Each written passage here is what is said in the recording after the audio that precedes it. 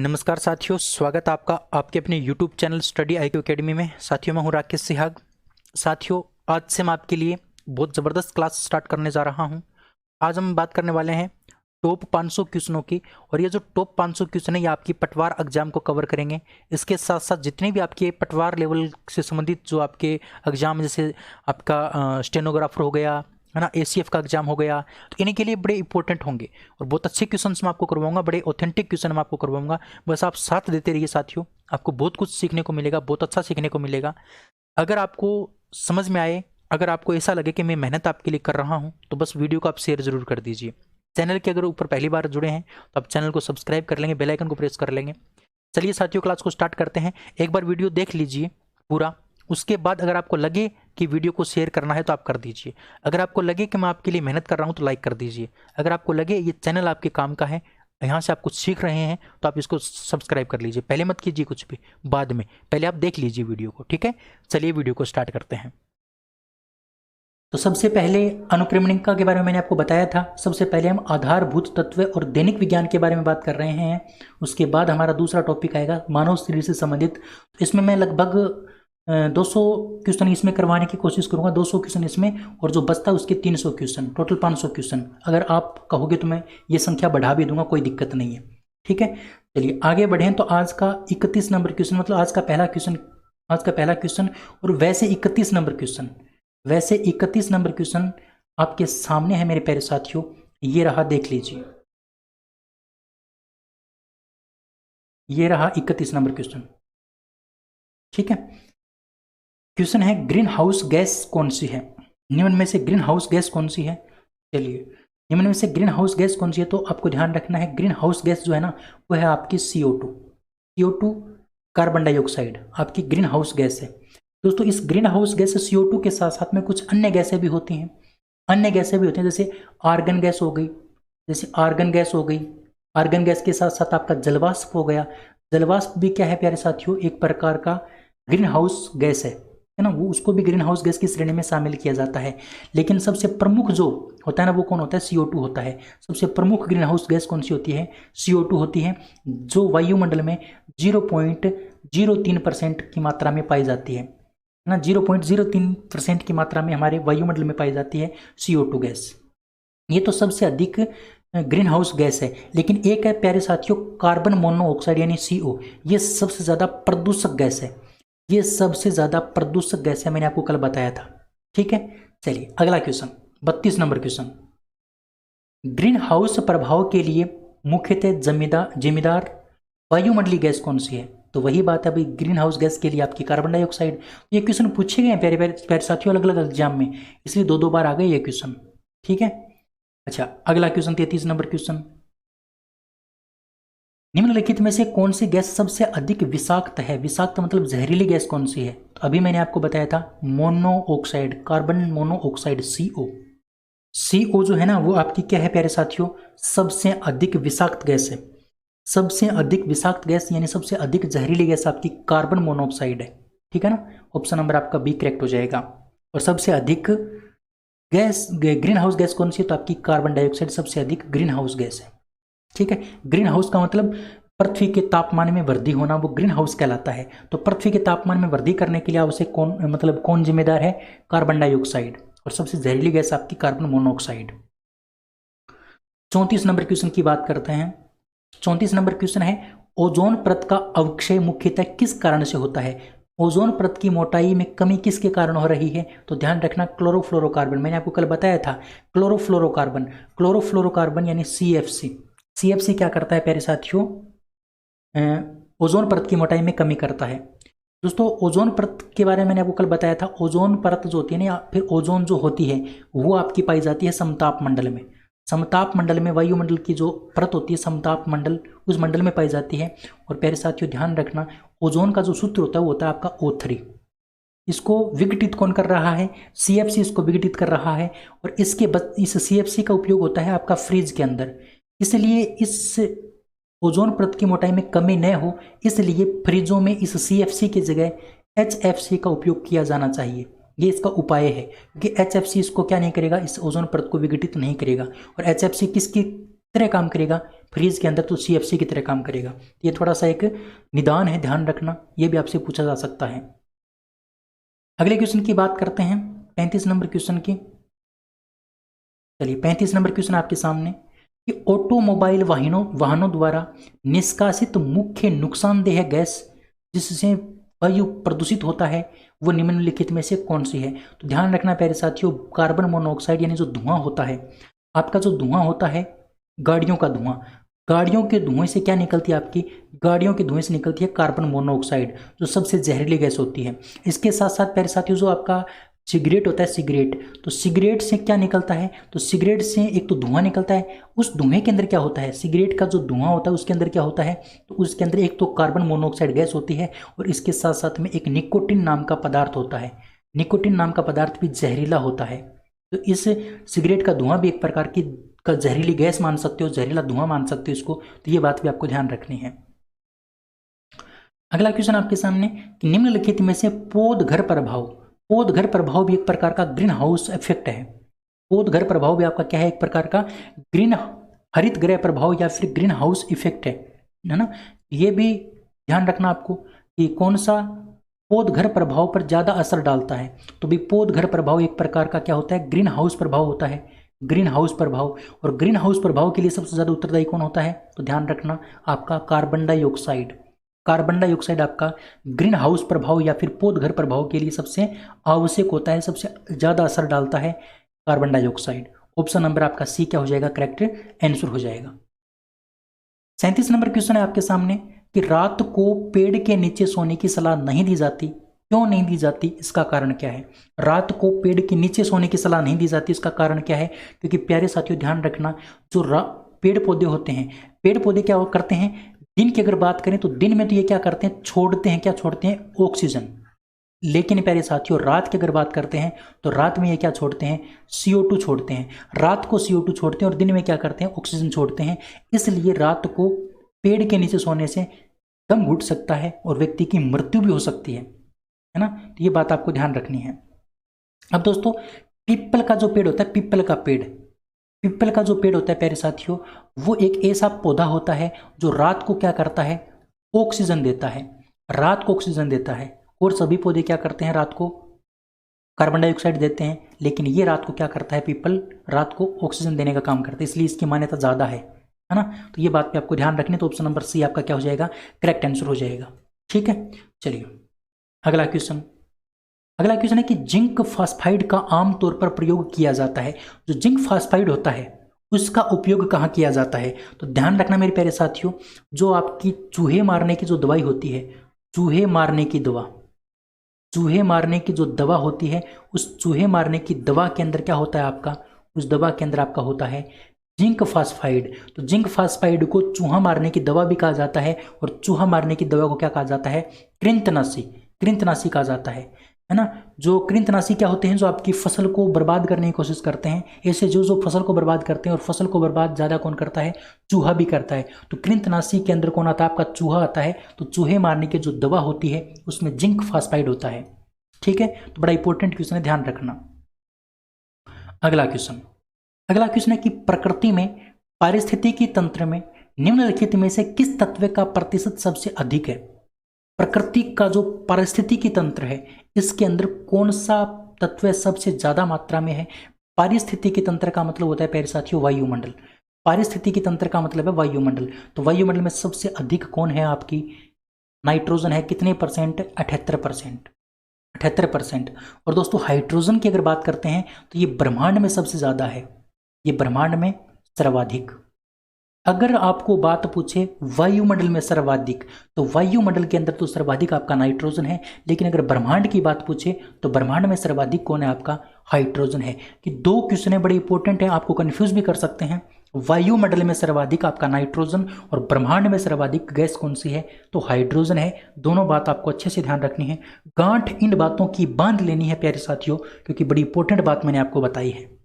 ठीक है, अगर आपको वीडियो पसंद आ रहा है तो आप अभी लाइक करेंगे, अभी शेयर करेंगे। दोस्तों बहुत अच्छे क्वेश्चन आपके लिए लेके आया हूं, देख लेना। आपके एग्जाम में क्वेश्चन लगभग क्वेश्चन आपको इन्हीं से संबंधित क्वेश्चन मिलने वाले हैं, है ना। या तो मैं क्वेश्चन बता रहा हूँ इनमें से मिल जाएंगे, या फिर इनसे संबंधित जो फैक्ट मैं आपको बता रहा हूँ उनसे संबंधित आपको क्वेश्चन मिल जाएंगे, इसलिए आप अच्छे से इनको देख लो। अगला क्वेश्चन, वायु का मुख्य घटक, यानी वायु किससे मिलकर बनती है? भाई वायु गैसों से मिलकर बनती है।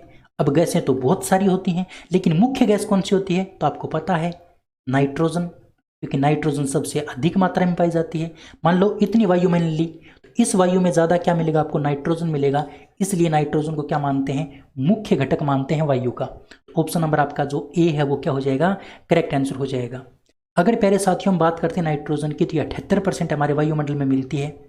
कार्बन डाइऑक्साइड हमारी 0.03% मात्रा में मिलती है, और प्यारे साथियों ऑक्सीजन 21% मात्रा में मिलती है। ठीक है, और हाइड्रोजन ब्रह्मांड में सर्वाधिक मात्रा में पाई जाने वाली गैस है, ये बात मैंने आपको बता दी। लेकिन एक क्वेश्चन आपसे ये पूछता है कि वायुमंडल का, चलिए मैं बताता हूं, बड़ा इंपॉर्टेंट क्वेश्चन, वायुमंडल का चल नहीं रहा है ये, चलिए कोई बात नहीं, बताता हूं आपको। क्वेश्चन आपको पूछ लेगा वायुमंडल के स्थायी घटक, वायुमंडल के स्थायी घटक कौन कौन से होते हैं? वायुमंडल के दो प्रकार के घटक होते हैं, एक होता है आपका स्थायी घटक, एक है प्यारे साथियों आपका अस्थायी घटक। अगर हम स्थायी घटक की बात करते हैं, स्थायी घटक की अगर बात करते हैं वायुमंडल के स्थायी घटक की, तो उसमें आपका आता है एक तो नाइट्रोजन N2 और एक आता है आपका ऑक्सीजन। ये जो दो गैसें होती हैं इनको तो वायुमंडल के स्थायी घटक माने जाते हैं। और दोस्तों एक और होती है आपकी गैस, कार्बन डाइऑक्साइड और जलवाष्प।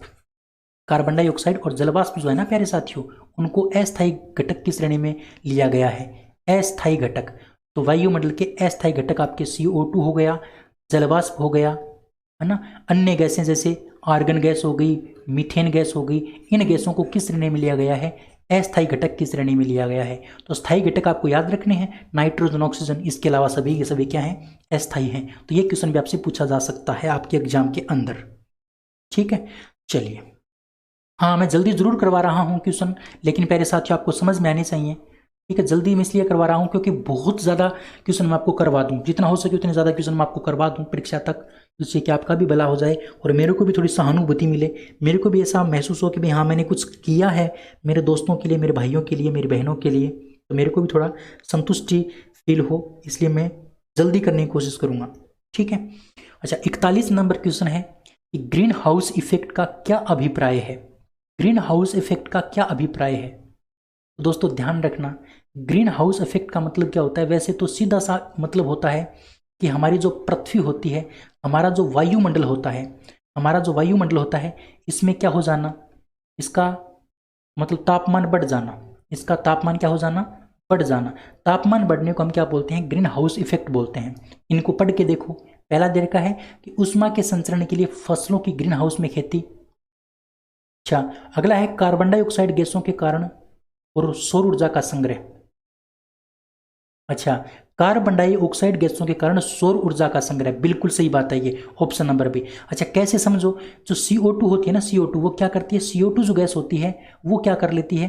तापमान जो आता है ना, ऊपर से तापमान आता है, होता क्या है देखो इस प्रकार से, ये मान लो हमारी पृथ्वी होती है, ये हमारा सूर्य है, तो यहाँ पर इस प्रकार से क्या होती है? CO2 की परत पाई जाती है, CO2 की क्या पाई जाती है? परत पाई जाती है। तो ये क्या करती है? CO2 इस तापमान को, इसकी गर्मी को, इस गर्मी को क्या कर लेती है? अवशोषित कर लेती है, इसका संग्रह कर लेती है, अवशोषित कर लेती है, और ये गर्मी हमारी पृथ्वी पर आ जाती है। जब ये यहाँ से टकराकर वापस जाती है तो इसको वापस जाने नहीं देती है ये CO2 की परत, इसीलिए इस CO2 को मुख्य घटक माना जाता है ग्रीन हाउस इफेक्ट का।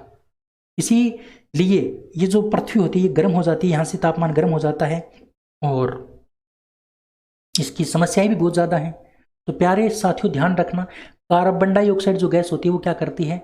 सौर ऊर्जा का संग्रह कर लेती है। सौर ऊर्जा का मतलब सूर्य की ऊर्जा को एकत्रित कर लेती है, जिसके कारण पृथ्वी का तापमान बढ़ जाता है, और इसी को हम क्या बोलते हैं? ग्रीन हाउस इफेक्ट बोलते हैं। उम्मीद कर सकता हूँ बात आपको अच्छे से समझ में आ गई होगी। ठीक है, चलिए अगले क्वेश्चन की बात करते हैं, 42 नंबर क्वेश्चन की। 42 नंबर क्वेश्चन है कि बोन एस में क्या होता है? बोन एस का मतलब पहले तो समझना है आपको, बोन एस मतलब हड्डियों की राख। हमारी जो हड्डियों की राख होती है प्यारे साथियों, उसके अंदर क्या होता है? हड्डियों की राख में क्या होता है आपको ये बताना है। तो हड्डियों की राख में क्या होता है? कैल्शियम फास्फेट होता है, याद ही रखना पड़ेगा। ऑप्शन नंबर सी आपका राइट आंसर हो गया। ठीक है, चलिए 43 नंबर क्वेश्चन, कि निम्नलिखित में से कौन सी ग्रीन हाउस गैस नहीं है। कौन सी ग्रीन हाउस गैस नहीं है? तो प्यारे साथियों, नाइट्रोजन आपकी ग्रीन हाउस गैस नहीं है, तो ये आपकी क्लोरोफ्लोरोकार्बन भी CFC भी क्या है? ग्रीन हाउस गैस है। मीथेन भी आपकी CFC गैस है, सॉरी ग्रीन हाउस गैस है। और कार्बन डाइऑक्साइड तो आपकी मुख्य ग्रीन हाउस गैस है, ये तो आपकी मुख्य ग्रीन हाउस गैस है। तो ये बात भी आपको ध्यान रखनी है। उम्मीद कर सकता हूँ बात आपको अच्छे से समझ में आ रही होगी। अगला क्वेश्चन आपके सामने है कि सागरीय खरपतवार किसका महत्वपूर्ण स्रोत है? सागरीय खरपतवार कहने का मतलब जो सी वीड्स होता है, यानी कहने का मतलब जो हमारा महासागर होता है या फिर कोई भी झील झरना जो भी होता है, उसके अंदर जो पेड़ पौधे पाए जाते हैं, उसके अंदर जो मतलब वनस्पति पाई जाती है ना, वो सर्वाधिक किसकी घटक होती है? उसके अंदर क्या पाया जाता है सर्वाधिक? तो उसके अंदर आयोडीन सर्वाधिक पाया जाता है। क्यों? क्योंकि जो सागर होता है प्यारे साथी, वो ज़्यादातर क्या होते हैं? खारे पानी के होते हैं। किसके होते हैं? खारे पानी के। और खारे पानी के अंदर आपको पता है, खारे पानी से आपका नमक बनता है, और नमक के अंदर आपका क्या पाया जाता है? आयोडीन पाया जाता है। तो ध्यान रखना, जो भी आपके सागर के अंदर या फिर महासागर के अंदर जो आपके पेड़ पौधे वनस्पति जो पाई जाती है या खरपतवार जो पाई जाती है, वो सर्वाधिक किसके महत्वपूर्ण स्रोत होते हैं? तो आपके आयोडीन के सर्वाधिक महत्वपूर्ण स्रोत होते हैं। ठीक है, ऑप्शन नंबर आपका डी करेक्ट आंसर हो जाएगा। अगला क्वेश्चन है 45 नंबर क्वेश्चन, गैसों के निम्न समूहों में से कौन सा हरित ग्रह प्रभाव में योगदान करता है? कौन सा ग्रीन हाउस गैस या फिर हरित ग्रह घर प्रभाव में क्या करता है? योगदान करता है। कौन सा समूह करता है? तो देखिए, कार्बन डाइऑक्साइड और मीथेन बिल्कुल, CO2 और CO2 और CH4 ये तो मुख्य ग्रीन हाउस गैस है, और ये भी आपकी ग्रीन हाउस गैस है। लेकिन अमोनिया, ओजोन नहीं है, कार्बन मोनोऑक्साइड और सल्फर डाइऑक्साइड नहीं है, कार्बन टेट्राफ्लोराइड और नाइट्रस ऑक्साइड नहीं है। तो आपका ऑप्शन नंबर ए क्या है? करेक्ट है। ध्यान रखना, सीधा सीधा। अगला क्वेश्चन है, सूचना अभियांत्रिकी एवं संबंध विज्ञानों को के क्षेत्र में राष्ट्रीय उत्कृष्टता संस्थान कहाँ स्थापित किए जाने का प्रस्ताव है? दोस्तों, राष्ट्रीय उत्कृष्टता संस्थान कहाँ स्थापित किया गया? ये क्वेश्चन बड़ा इंपॉर्टेंट है। बेंगलुरु के अंदर, बेंगलुरु के अंदर आपका राष्ट्रीय उत्कृष्टता संस्थान स्थापित किया गया। और दोस्तों, ये सूचना अभियांत्रिकी यानी कहने का मतलब बायोटेक्नोलॉजी और विज्ञान से संबंधित है। विज्ञान, साइंस एंड बायोटेक्नोलॉजी से संबंधित है आपका राष्ट्रीय उत्कृष्टता संस्थान, जो आपका बेंगलुरु के अंदर स्थापित किया गया।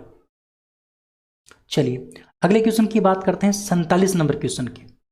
47 नंबर क्वेश्चन है कि गोबर गैस के अंदर क्या होता है? प्रमुख रूप से गोबर गैस के अंदर, या फिर इसको बायोगैस भी बोलते हैं, इस गोबर गैस को हम क्या बोलते हैं? बायोगैस के नाम से भी जानते हैं। तो बायोगैस के अंदर सर्वाधिक मात्रा में, या फिर इसका मुख्य घटक कौन होता है गोबर गैस का? तो भाई गोबर गैस के अंदर सर्वाधिक मात्रा में आपकी मीथेन गैस पाई जाती है। और मीथेन कितने % मात्रा में पाई जाती है? तो ध्यान रखना, 75%। 75% आपकी गोबर गैस में मीथेन गैस मिलती है। इसलिए गोबर गैस या फिर बायोगैस का मुख्य घटक आपका क्या हो गया? मीथेन हो गया। अगला क्वेश्चन है कि विज्ञान और टेक्नोलॉजी उपक्रम यानी एंटरप्रेन्योरशिप पार्कों में निम्नलिखित में से किसका स्थान नहीं है?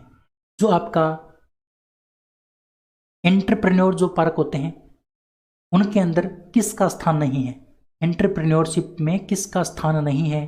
तो ध्यान रखना प्यारे साथियों, वो प्रशिक्षण भी देते हैं, वो अंक शोधन भी या परीक्षण भी करते हैं, अंक शोधन भी करते हैं, वो प्रौद्योगिकी विकास से संबंधित भी है, लेकिन प्यारे साथियों वो धन एकत्रित करने से संबंधित नहीं है। धन एकत्रित करने से संबंधित नहीं है। इसका मतलब ऑप्शन नंबर आपका डी क्या हो जाएगा? करेक्ट आंसर हो जाएगा।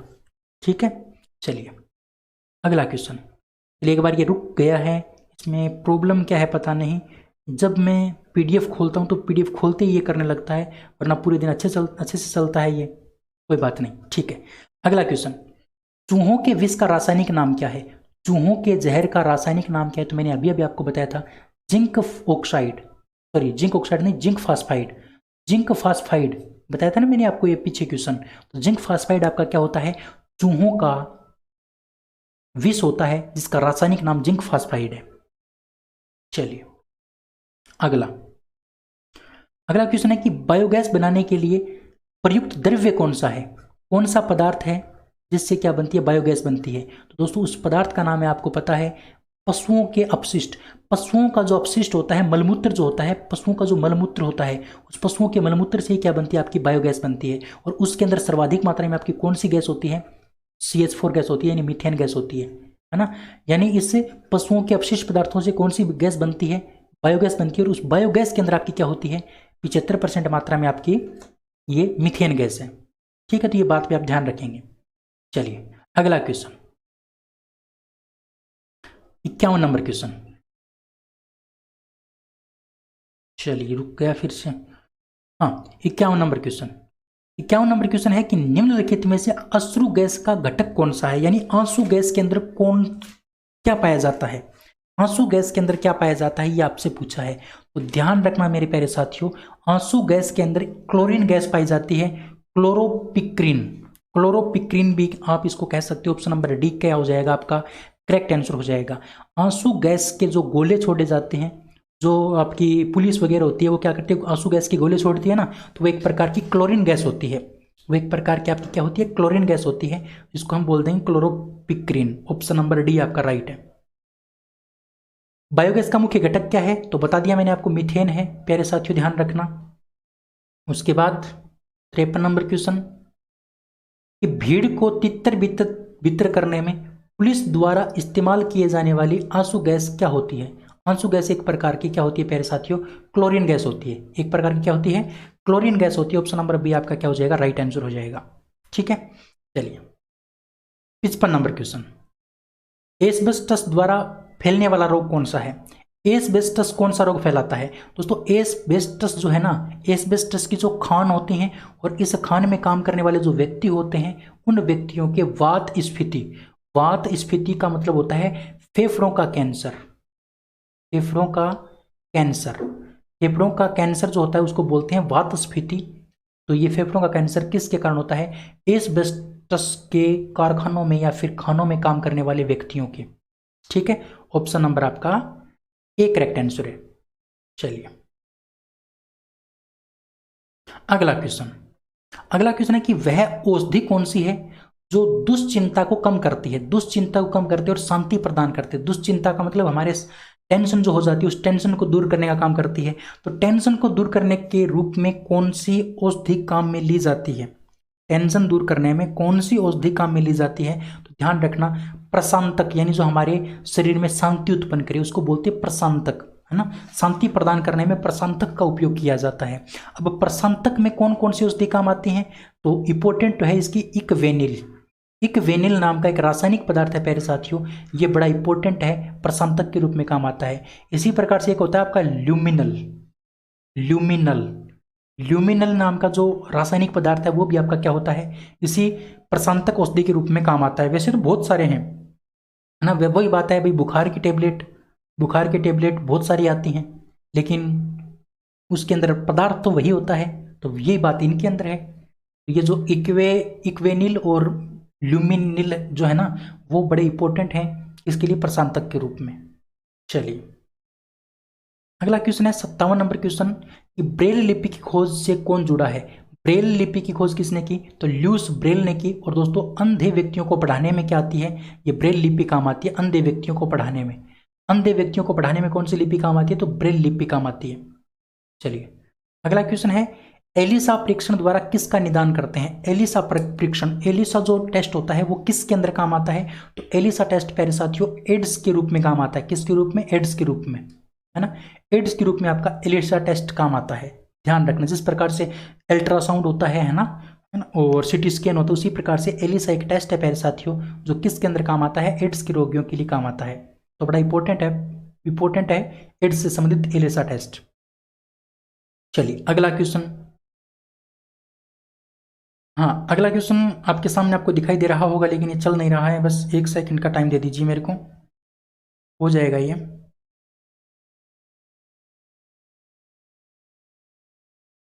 हाँ देखिए 59 नंबर क्वेश्चन, 59 नंबर क्वेश्चन है कि पार्किंसन रोग के इलाज को विकसित करने में महत्वपूर्ण योगदान देने के लिए निम्नलिखित में से किसे नोबेल पुरस्कार प्रदान किया गया। यानी पार्किंसन जो रोग है प्यारे साथियों, पार्किंसन रोग जो है उसके इलाज को विकसित करने में महत्वपूर्ण योगदान दिया था, जिसको नोबेल पुरस्कार प्रदान किया गया, उनका नाम था Arvind Carlson. Arvind Carlson Parkinson रोग से संबंधित है। अच्छा, पार्किंसन रोग होता क्या है दोस्तों, पार्किंसन रोग एक प्रकार का हमारा मस्तिष्क से जुड़ा रोग होता है। एक प्रकार का मस्तिष्क से जुड़ा रोग होता है दोस्तों। मस्तिष्क में का एक हिस्सा होता है, मस्तिष्क का एक भाग होता है और उस भाग का नाम आपको ध्यान रखना है substantia, substantia, substantia nigra. Substantia nigra नाम का एक भाग होता है प्यारे साथियों हमारे मस्तिष्क का, सबस्टेंशिया निग्रा नाम का भाग होता है। और उस भाग में क्या आ जाती है, कुछ विचलन हो जाता है, उस भाग में कुछ खराबी आ जाती है ना। और उस भाग में खराबी होने के कारण तंत्रिका तंत्र काम करना बंद कर देता है। कौन सा तंत्र? तंत्रिका तंत्र काम करना बंद कर देता है और व्यक्ति को कौन से रोग से ग्रसित हो जाता है? तो पार्किंसंस रोग से क्या हो जाता है? ग्रसित हो जाते हैं। और ज़्यादातर ये वृद्ध व्यक्तियों के ज़्यादा होता है, यानी 60 वर्ष की उम्र के जो व्यक्ति होते हैं वो इससे ज़्यादा क्या होते हैं, मतलब प्रभावित होते हैं। उसके बाद 60 वर्ष के बाद में आपने देखा होगा व्यक्तियों से चला नहीं जाता, वो बैठे रहते हैं, उसका कारण यही रोग है, पार्किंसन रोग। ठीक है, चलिए आगे बढ़ते हैं, अगले क्वेश्चन की बात करते हैं। Question number 60।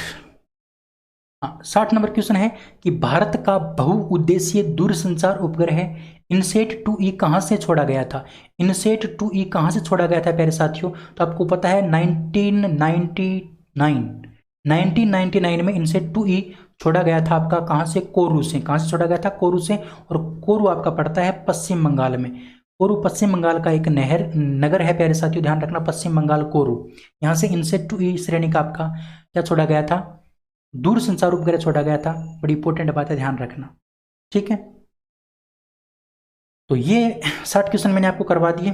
चलिए 1-2 क्वेश्चन और कर लेते हैं। 61 नंबर क्वेश्चन है कि प्रक्षेप अस्त्र का विकास किसने किया था? प्रक्षेप अस्त्र का विकास किसने किया था साथियों? ध्यान रखना, बर्नहर वॉन ब्राउन। बर्नहर वॉन ब्राउन आपका करेक्ट आंसर हो जाएगा। इसने प्रक्षेप अस्त्र का विकास किया। प्रक्षेप अस्त्र क्या होता है? किसी भी रॉकेट को छोड़ने के लिए जो अस्त्र काम आता है उसको हम क्या बोलते हैं? प्रक्षेप अस्त्र बोलते हैं। तो प्रक्षेपास्त्र या फिर प्रक्षेप अस्त्र का विकास किसने किया? वर्नहर वॉन ब्राउन ने किया। ऑप्शन नंबर ए राइट है आपका। ये क्वेश्चन पूछा गया है प्यारे साथियों। ठीक है, अगला क्वेश्चन है आपका कि प्रौद्योगिकी मिशन में निम्नलिखित में से क्या शामिल है? प्रौद्योगिकी जो मिशन है आपका उसमें क्या शामिल है? उसमें तिलहन शामिल नहीं है, दालें शामिल नहीं है, मकई शामिल नहीं है, लेकिन सब्जियां आपका प्रौद्योगिकी यानी टेक्नोलॉजी के मिशन में शामिल किया जाता है। सब्जियों को टेक्नोलॉजी के रूप में क्या किया जाता है? शामिल किया जाता है, क्योंकि सब्जियों के ऊपर बहुत सारे प्रयोग वगैरह भी होते हैं, इसलिए इनको टेक्नोलॉजी के अंदर शामिल करते हैं सब्जियों को। ठीक है, चलिए अगला क्वेश्चन है सेक्स हार्मोन का पता किसने लगाया था? अब सेक्स हार्मोन कौन कौन से होते हैं? बात हम करते हैं पुरुष की, तो पुरुष में तो टेस्टोस्टेरोन नाम का क्या पाया जाता है प्यारे साथियों? सेक्स हार्मोन पाया जाता है। अगर महिला की बात करते हैं तो महिला में 2 सेक्स हार्मोन पाए जाते हैं, एक का नाम होता है एस्ट्रोजन और एक का नाम होता है मेरे प्यारे साथियों प्रोजेस्ट्रॉन। तो इन सेक्स हार्मोन का पता किसने लगाया था? तो इसका पता लगाया था एडवर्ड कोल्विन ने। किसने लगाया था? एडवर्ड कोल्विन ने। ऑप्शन नंबर आपका सी क्या है? करेक्ट आंसर है। ठीक है, टेस्टोस्टेरोन, एस्ट्रोजन और प्रोजेस्ट्रॉन, इनका पता लगाया था एडवर्ड कोल्विन ने। दोस्तों आज मैंने आपको टोटल 33 क्वेश्चन करवाए हैं, उम्मीद करता हूँ आपको पसंद आए होंगे। दोस्तों अगर आप अच्छे से तैयारी करना चाहते हैं तो ये मेरी 500 क्वेश्चनों की जो सीरीज है इसमें अच्छे से जुड़ जाइए, आपका काम या आपका कल्याण जरूर हो जाएगा। क्योंकि मैं साथ में जो आपको इंपॉर्टेंट फैक्ट बता रहा हूँ ये भी आपके लिए बड़े इंपॉर्टेंट है। अच्छे से आपको पढ़ना है प्यारे साथियों। इसका PDF भी आपको मिलेगा, कोई दिक्कत नहीं है, लेकिन थोड़ा सा टाइम दो मेरे को, पहले PDF पूरा कंप्लीट हो जाने दो। ठीक है, जैसे ही कंप्लीट होगा उसके बाद मैं आपको ये PDF दे दूंगा। तो दोस्तों आज की इस वीडियो में इतना ही, अगले वीडियो में फिर मिलेंगे, तब तक के लिए जय हिंद, जय Bharat, thank you, bye bye.